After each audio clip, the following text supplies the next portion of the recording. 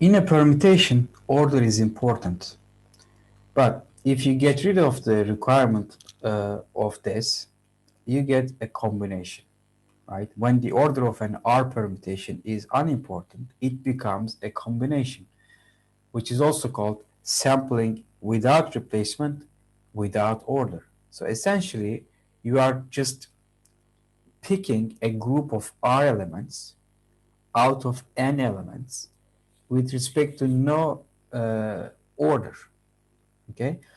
But it's still without replacement, so you cannot use elements multiple times. Be careful about this.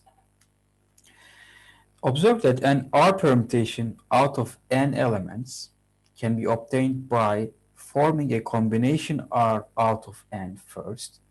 Okay, permutation, remember, is the one with order. So if you want to form a permutation, you can just start with the combination and then form a permutation on that R elements. Okay, so we have gone back to permutations and recall that we have uh, derived the number of permutations as n factorial divided by n minus r factorial. Now we are describing an alternative way to do it. First, pick a group without any order of R and then apply a permutation on this group. So it's a two-step procedure, which means I can actually apply the product rule here. So the number of permutations, the number of R permutations out of n should be equal to the number of R combinations out of n times, this is my first task and this is my second task, the permutation on the R elements, it's permutation on R. And this we simply know to be R factorial, and this one is equal to this. And therefore, the number of combinations R out of n turns out to be equal to n factorial divided by n minus r factorial, r factorial. This is simply equal to what we know as a binomial coefficient, and we simply read this as n choose r. So this is the number of r combinations out of n. And another point to make here is that what you see here is a very simple combinatorial proof. If you remember when we talked about proof methods, we said that combinatorial proofs are usually uh, proving identities where uh, the left-hand side and the right-hand side represent the same quantity but counted in two different ways. So here we see that. On the right-hand side, you have the number of permutations we have derived earlier. On the left-hand side, you do it in a different way. You first pick the group without any order and then order them within themselves, but it comes down to the same thing. Here's a very simple example. A thesis committee for a student is required to consist of 3 professors from the engineering faculty that has 20 professors. So I need to select 3 out of 20 and 2 professors from the math department that has 7. How many possible committees are possible?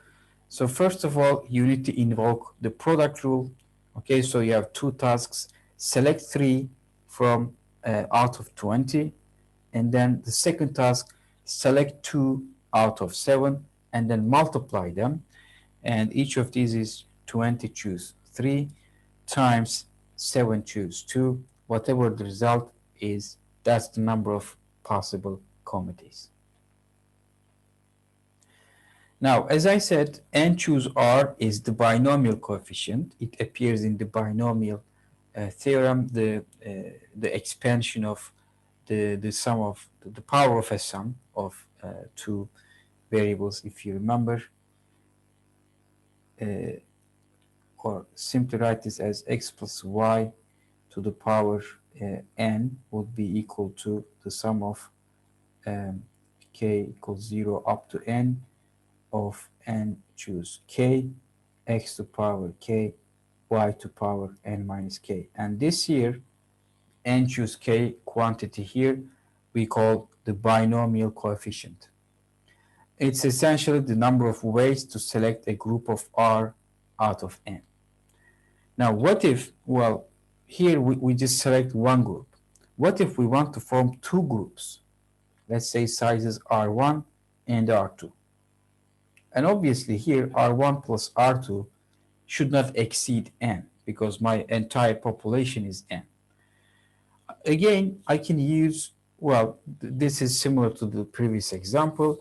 So I'm going to use the product rule, and my two tasks are selecting R1 out of n, and I can do that in n choose R1 ways. Now, when I select them, the R1 elements, what remains in my population is n minus R1. And out of this new population, I need to select a second group of R2, which I can do in n minus R1 choose R2 ways. So multiply them due to the product rule. The number of ways to choose these two groups of sizes R1 and R2 is given by n choose R1 times n minus R1 choose R2.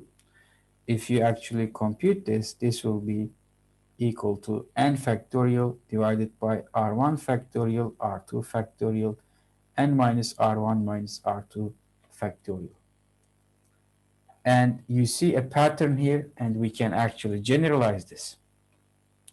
In general, the number of ways to partition a set of size n into subsets of sizes R1 through R sub s, where the sum of these is equal to n. Now don't get confused. This was less than or equal to n. This was equal to n.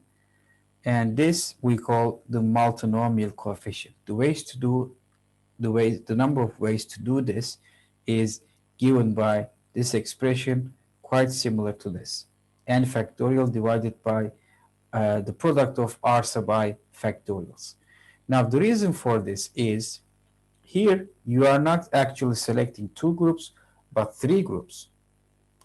And in fact, go even one step earlier.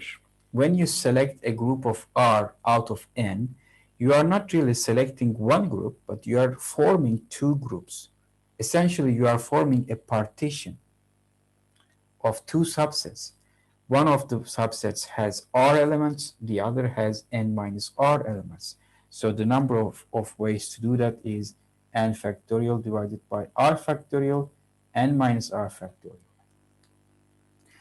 When you move to the selection of these two groups, what you are doing is actually forming a partition of three subsets. One has size R1, the other has size R2, and the other has n minus R1 minus R2. So this is the most general case when you form a partition of sizes R1, R2, etc. up to R sub s. What you get is the multinomial coefficient n factorial divided by the product of R sub I factorials.